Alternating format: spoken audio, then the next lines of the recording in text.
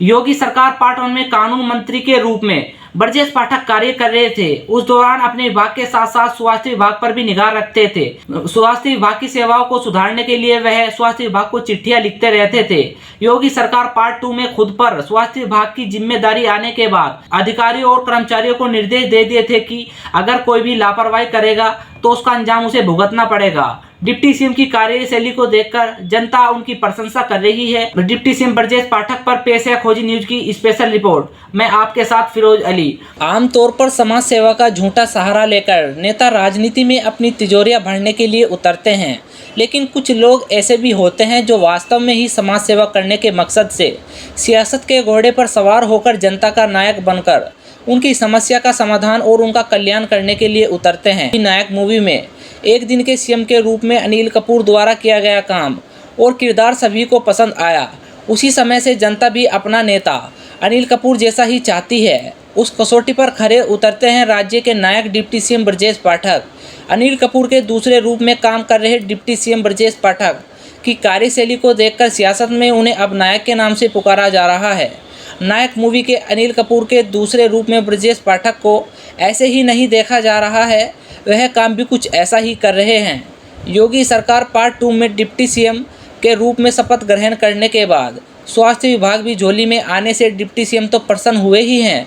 आम जन भी उनकी कार्यशैली को देखकर कह रही है कि नेता हो तो डिप्टी सीएम ब्रजेश पाठक जैसा, जो जनता की समस्याओं को ज़मीनी स्तर से चेक करने के लिए अकेले बिना बताए यूपी के किसी भी हॉस्पिटल में पहुंच जाते हैं। हॉस्पिटल में आम आदमी के तौर पर डिप्टी सीएम ब्रजेश पाठक का आना और उन्हें तीमारदार या मरीज के रूप में व्यवस्थाओं का जायजा लेते देख तो पब्लिक तो चौंक ही जाती है, लेकिन अधिकारियों व कर्मचारियों की असलियत का पता चलता है तो उनमें खलबली मच जाती है। स्वास्थ्य विभाग के दायित्व का पता लगते ही डिप्टी सीएम अचानक राजधानी के हॉस्पिटल में पहुंच गए थे और व्हील चेयर को जर्जर हालत में देख अधिकारियों को फटकार लगाई थी। ऐसे ही जनपद सीतापुर और बाराबंकी के हॉस्पिटल में यकायक पहुंचकर अधिकारियों व कर्मचारियों की हवा गोल कर दी थी। जहां भी डिप्टी सीएम ब्रजेश पाठक ने निरीक्षण किया, कुछ न कुछ खामियां पाई गई। डिप्टी सीएम ब्रजेश पाठक रायबरेली के बछरावा सीएचसी से अपना लाभ लश्कर करीब 200 मीटर की दूरी पर छोड़कर अकेले निरीक्षण करने पैदल हॉस्पिटल पहुंचे। डिप्टी सीएम कड़ी धूप में करीब 5 मिनट खड़े हुए तो कर्मचारी मोबाइल पर बात करने लगा। उन्होंने कर्मचारी को निर्देश दिए कि ड्यूटी के समय मोबाइल पर बात ना करें और जल्द से जल्द मरीजों का पर्चा बनाया जाए।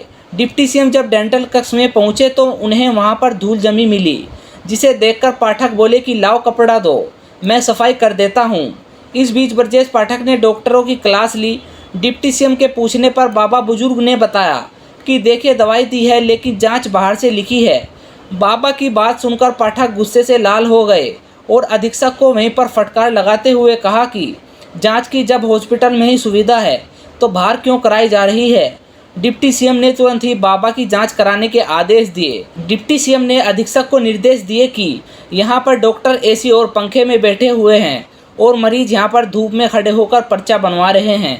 मरीजों का जल्द से जल्द पर्चा बन सके इसलिए स्टाफ की संख्या बढ़ाई जाए और मरीजों के लिए बाहर पंखा लगवाया जाए। निरीक्षण के दौरान अधीक्षक को उपस्थिति रजिस्टर को अपडेट करते हुए देखा तो डिप्टी सीएम बोले, डॉक्टर साहब रजिस्टर में क्या लिख रहे थे, ये पन्ना कैसा फटा है, यह आपकी गलत बात है। डॉक्टर साहब आप मुझसे करतूत मत छुपाओ। हॉस्पिटल में मिली खामियों से घबराए अधीक्षक डिप्टी सीएम के आगे हाथ जोड़कर खड़े हुए तो सरल स्वभाव के धनी ब्रजेश पाठक ने अधीक्षक का हाथ पकड़कर उनका हौसला बढ़ाते हुए कहा कि देखिए हम सभी को मिलकर काम करना है। सरकार से मिलने वाली स्वास्थ्य सेवाओं का पूरा लाभ मरीजों को दिलाएं, पानी की व्यवस्था ठीक रखें, मरीजों का हाल अस्पताल से दवा व जांच की व्यवस्था कराएं, परिसर में सफाई जरूर रखी जाए। डिप्टी सीएम ने कहा कि मरीज भगवान हैं, इन्हीं की वजह से हम आप यहाँ हैं।